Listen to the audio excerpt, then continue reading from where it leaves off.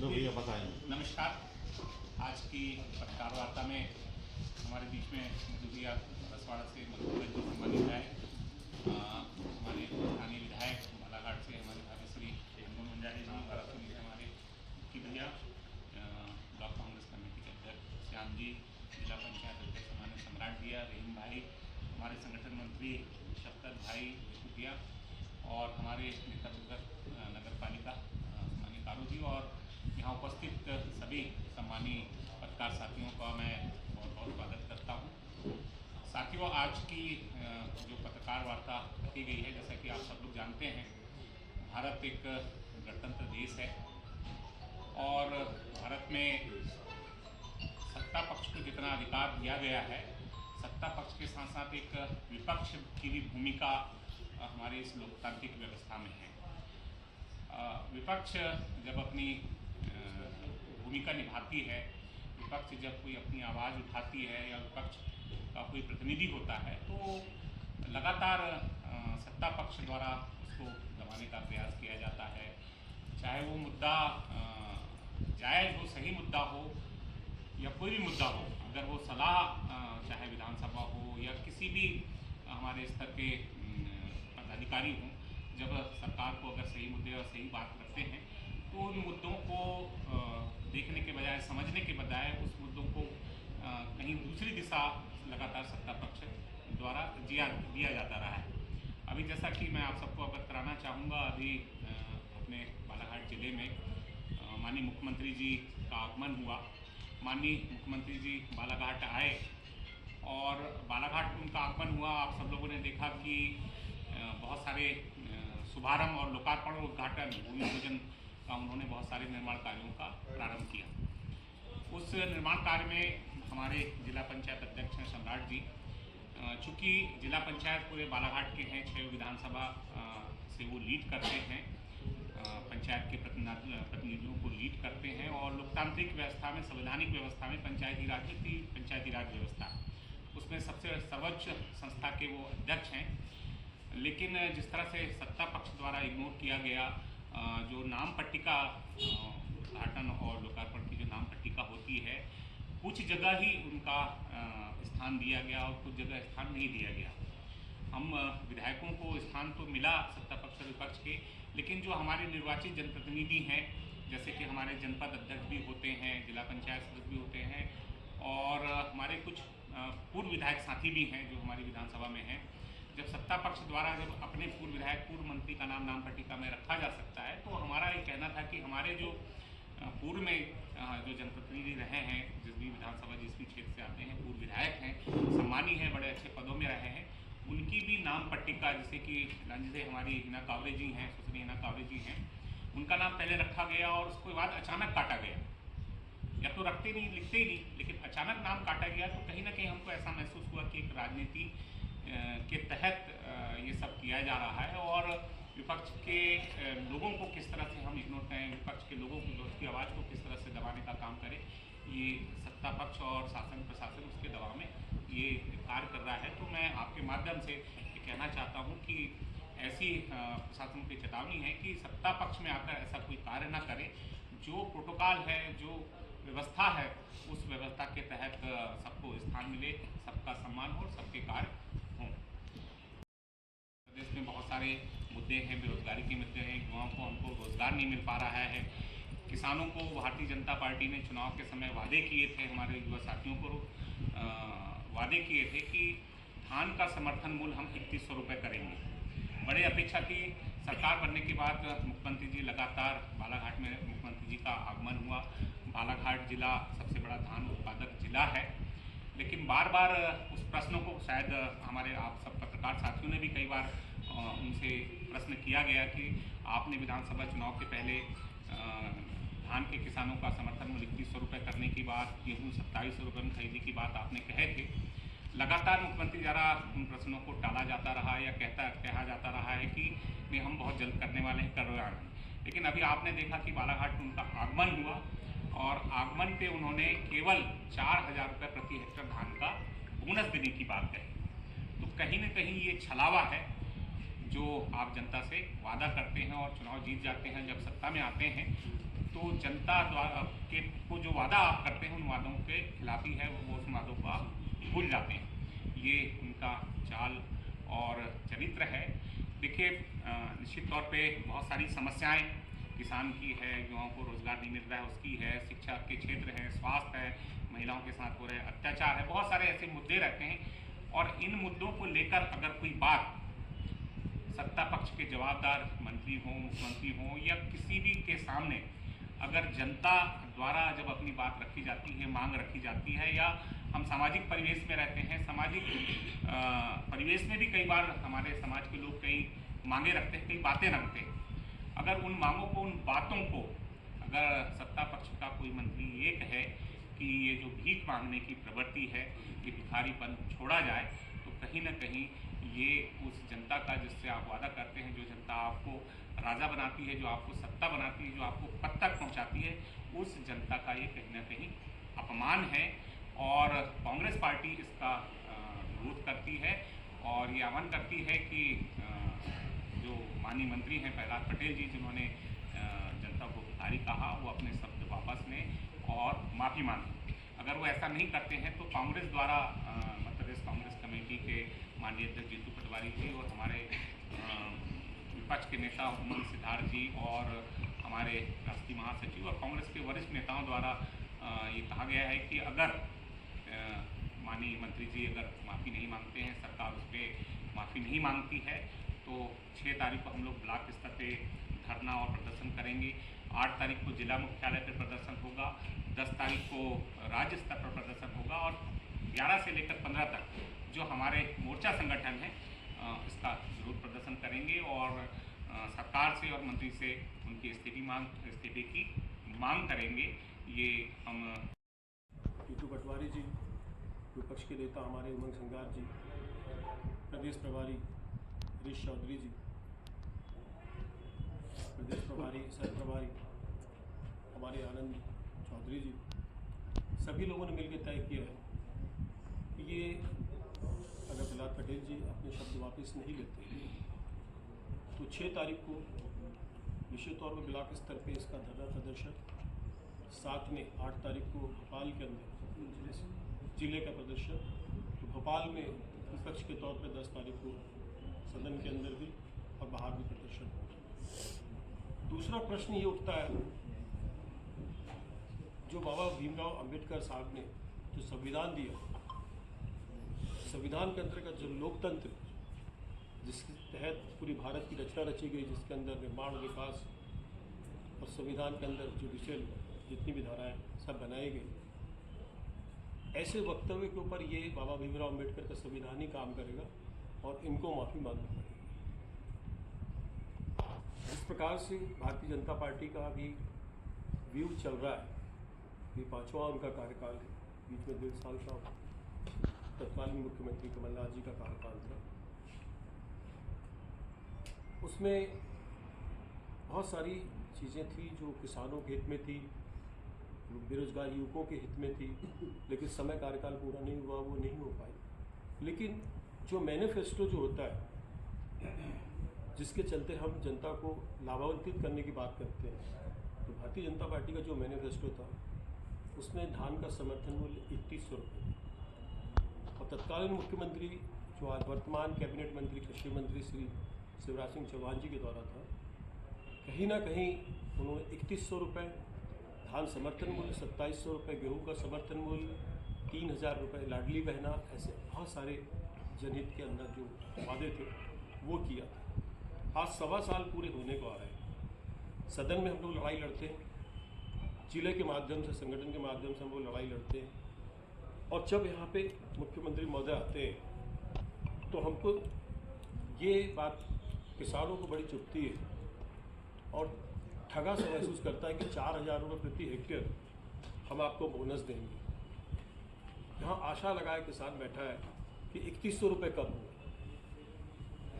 एक तरफ जनता को बेकारी कहना, दूसरी तरफ मैनिफेस्टो को लेकर के किसी प्रकार का कार्य जनहित में नहीं करना। तीसरा, जिस प्रकार का आज का जो प्रशासनिक वातावरण प्रदेश के अंदर और इस जिले के अंदर जो आज है, लगातार यहाँ पे अधिकारियों का जमे रहना, गजेस्टेड ऑफिसरों का बने रहना, कहीं ना कहीं एक, अभी मैंने बहुत सारे प्रकरण पढ़े जिसमें बहुत सारी बातें आई थी, जिसमें अधिकारी लोग दैहिक शोषण में भी, बलात्कार जैसी चीज़ों में भी संलिप्त है। तो ये इतना साहस इनमें आता कैसे?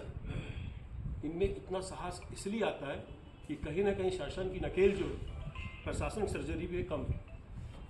मैं समझता हूँ आज की जो प्रेस वार्ता है और जो इस प्रकार का इनको अहंकार है और जिस प्रकार का आज जिले का वातावरण है, इसको ठीक करने के लिए हम लोग को सड़कों पर उतरना पड़ेगा और नेताजी से क्षमा याचना भी हम चाहेंगे कि वो अपने शब्द वापस लें, प्रहलाद पटेल जी, और मुख्यमंत्री जी से चाहेंगे कि अपने किए हुए मैनिफेस्टो के ऊपर पूरा कार्य करें।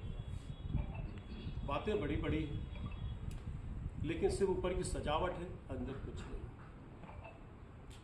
आज महसूस हो रहा है जनता आज इस बालाघाट जिले से 4 विधायक कांग्रेस को बना के भेजे।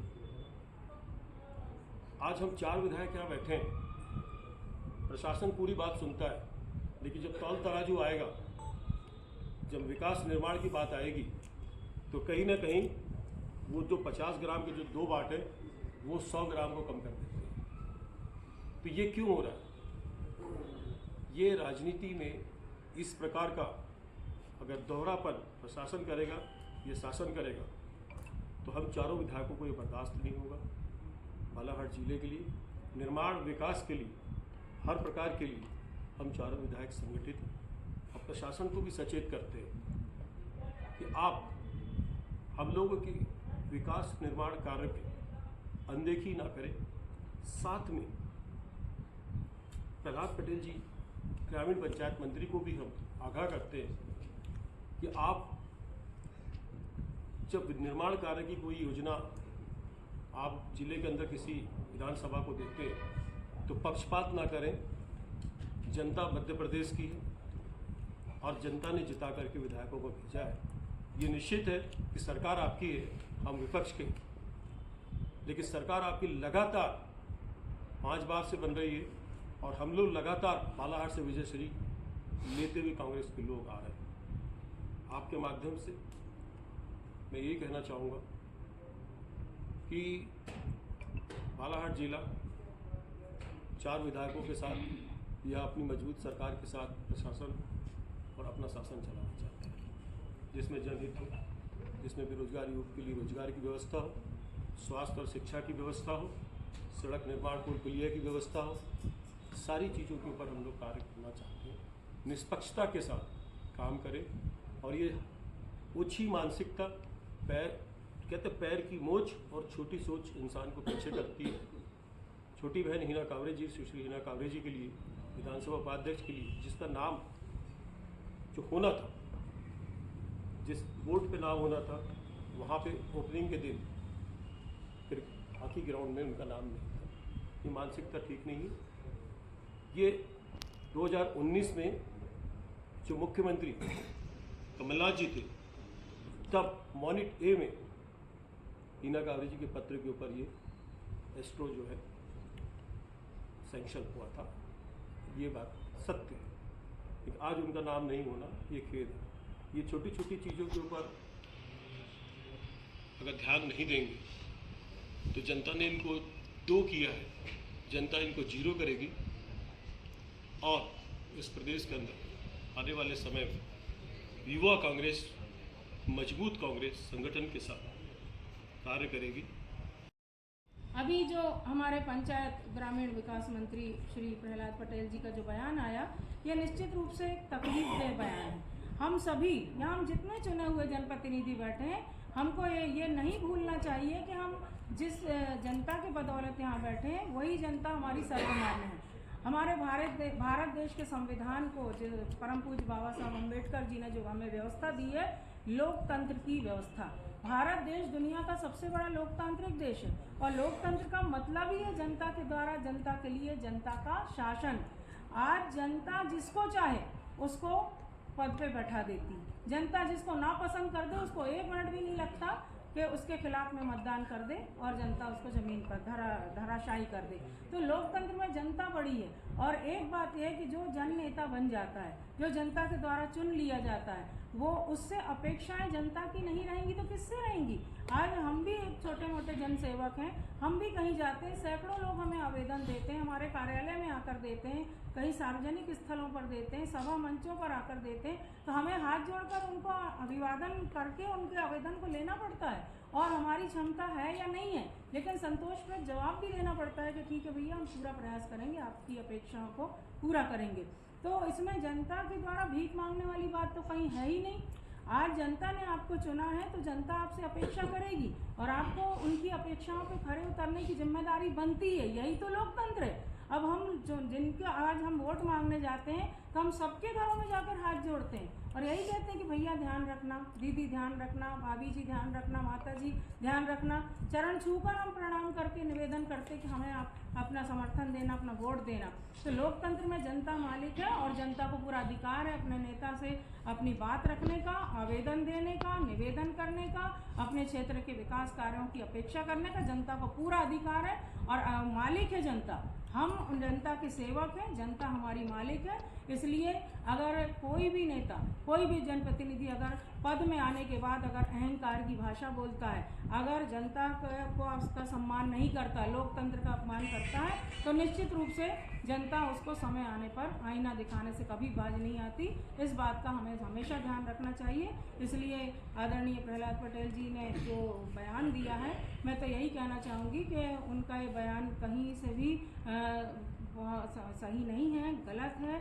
और हमें किसी भी जन नेता को अपने शब्दों को बहुत तौल कर बोलना पड़ता है, क्योंकि कहीं ना कहीं जनता के हम एक कहना चाहिए जनता हमें अपना नेता मानती है और नेता से के हर आचरण पे, बोली, भाषा, व्यवहार, तौर तरीका, काम करने का तरीका, हर चीज़ पे जनता का ध्यान रहता है। तो अगर हम जनता के अनुरूप काम नहीं करते, जनता की भावनाओं का हम सम्मान नहीं करते और सम्मान करने के बजाय उनको अपमानित करने की कोशिश करते हैं, तो कहीं ना कहीं हम लोकतंत्र को अपमानित करते हैं। और ऐसी भाषा का उपयोग कहीं से भी उचित नहीं है, बिल्कुल गलत है, अनुचित है। और श्री पटेल साहब को अपने शब्दों को वापस लेना चाहिए। और क्या दिक्कत है लोकतंत्र में, उसी जनता से तो हमने वोट लिया है। तो अगर हम खेद व्यक्त कर दें, क्षमा याचना कर दें, तो हम और ज़्यादा जनता की नज़रों में अच्छे माने जाएंगे। कहते हैं ना कि जो झुकता है, जो विनम्रता के साथ शीश झुकाता है, जो सबको साथ में लेकर चलता है, वही जनप्रिय होता, वही जन नेता होता। तो हम अगर जनप्रिय हैं और जन नेता अगर बनना चाहते हैं, तो हमको जनता के आगे प्रणाम करके अपनी गलती को स्वीकार करना चाहिए। इसमें कहीं हमारे सम्मान में कमी नहीं आती और आ भी नहीं सकती, और जनता बल्कि बड़े हृदय से हमको क्षमा करेगी। ऐसी भावना के साथ श्री पटेल साहब को सोचना चाहिए। ये मेरा विचार है। और जिम्मेदार जो ठेकेदार हैं, मैंने लगातार ये सवाल उठाया है कि जो ठेकेदार हैं इस एस्ट्रोटर्फ हॉकी ग्राउंड बनाने के वो तत्कालीन भारतीय जनता पार्टी के जिला अध्यक्ष श्री सत्यनारायण अग्रवाल जी हैं। लेकिन अब सत्ता उनके साथ है तो कोई ध्यान दिया नहीं गया। समय अवधि से भी समय अवधि बढ़ाया जाता गया, लगातार समय अवधि बढ़ाई जाती रही और इतने सालों बाद वो ग्राउंड बन के तैयार हुआ और उसके साथ कई घटनाक्रम हुए, वो आप सबके नॉलेज में है। अब जब उसका लोकार्पण होता है तो सबसे पहले तो मैं बताना चाहूँगी कि स्थानीय विधायक होने के नाते ना मुझे तिथि की जानकारी दी जाती है, ना मुझसे कुछ विचार विमर्श जिला प्रशासन के द्वारा किया जाता है। मुझे तो ये भी नहीं पता था कि पत्थर में किसका नाम अंकित है, किसका नहीं अंकित है। और फिर उसके बाद पत्थर में जब नाम अंकित हो गया तो मेरा ये कहना है कि सुश्री हिना कांवरे जी सिर्फ एक पार्टी विशेष की नहीं, एक सभी के बीच की एक लोकप्रिय जननेत्री हैं और उनका अपमान हम सभी के लिए बहुत दुखद है। सुश्री हिना कांवरे जी विधानसभा की उपाध्यक्ष रही हैं, एक बहुत बड़े पद पर रही हैं, बालाघाट जिले का गौरव है वो देखा जाए तो, और 2 बार विधायक रही और एक प्रतिष्ठित परिवार की बेटी हैं वो। और उनको राजनीतिक तौर पे इस तरह से उनका अपमानित किया जाना भारतीय जनता पार्टी के द्वारा ये बहुत ही निंदनीय है, ये बहुत गलत है, बहुत तकलीफदेह है ये।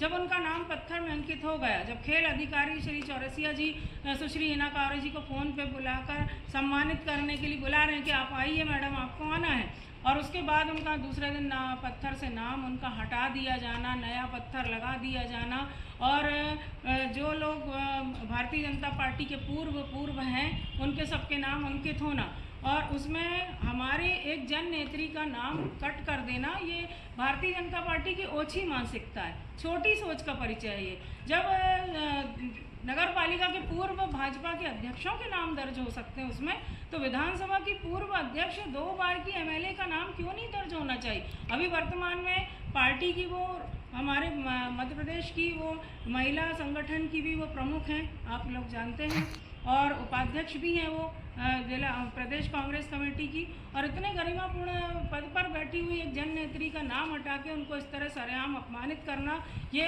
बहुत निंदनीय है, बहुत आपत्तिजनक है। हम इसकी कड़े शब्दों में ना सिर्फ निंदा करते हैं, ज़रूरत पड़ेगी तो हम मैदान में आके अपने अधिकार और सम्मान के लिए लड़ने को भी तैयार हैं। दूसरी बात मैं ये कहना, जिम्मेदार जो ठेकेदार मध्य प्रदेश ग्रामीण मंत्री श्री प्रहलाद पटेल जी ने जो बयान दिया, एक सामाजिक सभा को संबोधित कर रहे थे, कहीं ना कहीं वो बयान जनता को कहीं ना कहीं से बहुत हैरत में डालता है, और राजनीति के इस लोकतंत्र को भी हैरत में डालता है। ये बिल्कुल सत्य है कि जब हम लोग चुनाव लड़ते हैं, जनता के बीच में जाते हैं, तो हाथ जोड़ते हैं, पैर पड़ते हैं। अब भिक्षा जैसे शब्द इन्होंने बोला, जबकि हम लोग भिक्षा जैसे शब्दों का इस्तेमाल करते हैं कि हमको एक वोट दे दीजिए। नेता पहले मांगता है, नेता का जब बनने के बाद अधिकार होता है कि वो उनके किए हुए कार्य को पूरा करे। प्रहलाद पटेल जी के एक बहुत वरिष्ठ है, बड़े सम्मानीय नेता है, सेंट्रल कैबिनेट मिनिस्टर भी रहे। उनका ये बयान आना कहीं ना कहीं ये उनकी जो सत्ता के चूर, सत्ता का नशा जो होता है, जो अहम होता है, वो उसमें नशा है। मैं समझता हूँ कि प्रहलाद पटेल जी को अपने शब्द वापस लेने चाहिए, खेद व्यक्त करना चाहिए, और उस बात के लिए हमेशा चिंतन मनन करना चाहिए जो उनसे गलती हो गई है, भविष्य में ना हो। जैसा कि पत्रकार लोग काट लें, हमारे अध्यक्ष जी ने और हमारे सभी दोनों हमारे वरिष्ठ विधायकों ने कहा, हमारे प्रदेश में लोकतंत्र है, और लोकतंत्र में जनता सर्वोपरि होती है, और जनता शासन प्रशासन से कोई मांग करे, उसे भिक्षा कहना, उन्हें भिखारी कहना, ये दुखद है, निंदनीय है। हम सभी नेतागण हमारे सम्मानीय कैबिनेट मंत्री की निंदा करते हैं कि उन्हें जनता को भिखारी का भिक्षा का तो अधिकार है। जनता बनाती ऐसी सरकार है कि वो जनता की सुने। रही बात कुछ दिनों पूर्व यहाँ किसान सम्मेलन हुआ प्रदेश हमारे बालाघाट में, मोदी जी आए थे, हजारों की संख्या में किसान आए थे, बड़ी उम्मीद लेके आए थे, शासन में लाखों रुपये खर्च हो रहा था, पर कोई भी ऐसी घोषणा नहीं हुई जिससे हमारे किसान संतुष्ट हो। जैसे मधु भैया ने कहा कि उनकी मुख्यमंत्री था कि हमारी सरकार में 3100 दिया जाएगा, हमारे अंदर जो धान का कटोरा है, किसान बड़ी उम्मीद थी मुख्यमंत्री आए, नीति घोषणा करेंगे, नीति घोषणा नहीं करी।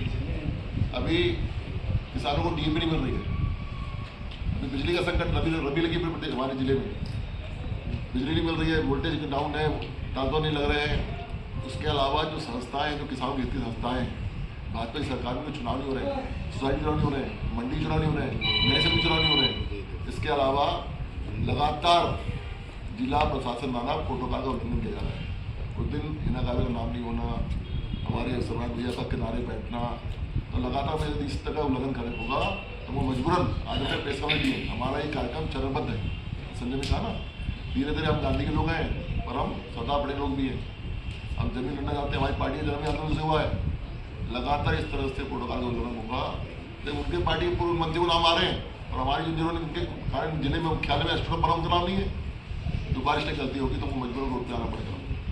वही चाहता हूँ कि लगातार सक्रिय है, जब ऐसा मौका आएगा लगेगा जनता का उल्लंघन हो रहा है, जनता को भिक्षु कहा जा रहा है, तो रोड पे आएंगे। बहुत बहुत धन्यवाद। हमारे सभी विधायकगण ने अपनी अपनी बात रखी है। सच में भारतीय जनता पार्टी अपने गुरु और अपनी जाति में पूरा अपना आपा खो चुकी है। अभी जिस तरीके से मुख्यमंत्री जी आए थे और टर्फ ग्राउंड में जो मुझे पता चला कि उसमें से हिना कांवरे जी का नाम होने के बाद में उसको हटा दिया है। उसी समय मैंने डिसाइड किया कि मुझे वहाँ नहीं जाना है, इसलिए मैं वहाँ नहीं गया, जबकि मेरा नाम वहाँ पे था। लेकिन बाद में पता चला कि 260 करोड़ या 250 करोड़ के कामों का भूमि पूजन और लोकार्पण किया गया, जिसमें कुछ जगहों पे जिला पंचायत अध्यक्ष का नाम रखा गया और बाकी जगहों पे नहीं रखा गया। साथ ही वहाँ के हमारे जनप्रतिनिधि जितने जिला पंचायत सदस्य हैं, जनपद अध्यक्ष हैं, उनके भी नाम नहीं रखे गए। साथ ही मैं आपको एक चीज़ और बता दूं, अभी सामूहिक विवाह जो शासन द्वारा जगह जगह पर आयोजित किए जा रहे हैं, जिसमें कटंगी में 21 तारीख को सामूहिक विवाह होना था। सभी पत्रिका गांव के जो जोड़े थे, उनके माता पिता ने और उनके परिवारजनों ने सब इनविटेशन दे के हर किसी को बुला लिया, लेकिन एक दिन पहले वो विवाह का कार्यक्रम कैंसिल किया गया, जिसके कारण हमारे ग्रामवासियों को और हमारे जो जोड़े वहाँ पे जिनकी विवाह होना था, उन्हें बहुत परेशानी हुई। ये कुछ ना कुछ अपने स्वार्थ के लिए इन्होंने ये किया है, उसकी जांच होना चाहिए और जो नुकसान हमारे जोड़ों को जिनका विवाह होना था, जो नुकसान हुआ है, शासन ने उसकी भरपाई करना चाहिए। उसी तरीके से लाल बर्रा में भी विवाह का दिनांक तैयार हुआ, मेरे ख्याल से 6 तारीख को विवाह होना था, लेकिन उसको भी ऐन 2 दिन पहले उसको भी कैंसिल किया गया है। इसके पीछे क्या कारण है, क्या नहीं है, वो हम नहीं जानते। इसी तरीके से भैया बता रहे परसवाड़ा में भी इसी तरीके का, यानी हमारी जनता के साथ जो छल किया जा रहा है, एक तो शासन के पैसे, हम सब के पैसे उसमें जुड़े होते हैं, उसका दुरुपयोग किया जा रहा है और उस पर पूरी कार्रवाई करके जो भी हमारे हितग्राहियों का नुकसान हुआ है उसको पूरा करना चाहिए। साथ ही जिस तरीके से अभी बताया गया कि आदरणीय हमारे मंत्री प्रहलाद पटेल जी ने जिस तरीके से हमारी जनता को एक भिखारी का जो नाम देकर वो किया है, आपको बता दूं, एक बच्चा हो चाहे एक ग्रामीण जनता हो, अपने नेता को अपना भगवान समझता है, अपने पिता जैसा समझता है, और वो मांग अपने नेता से नहीं करेगा तो किससे करेगा? क्योंकि जितनी योजनाएं और जितना फंड नेताओं के पास में रहता है अपने जनता को देने के लिए, तो मांग करेगा। यदि आपसे कोई मांग कर रहा है, आपका बच्चा मांग कर रहा है या कोई भी मांग कर रहा है, अगर उसको हम भिखारी बोलना चालू कर देंगे तो ये बहुत ही गंदी सोच का प्रदर्शन करता है। इसलिए हम निवेदन करते हैं आदरणीय मंत्री जी से, इसके लिए माफ़ी मांगे और दोबारा ऐसा कृत्य न करें। धन्यवाद।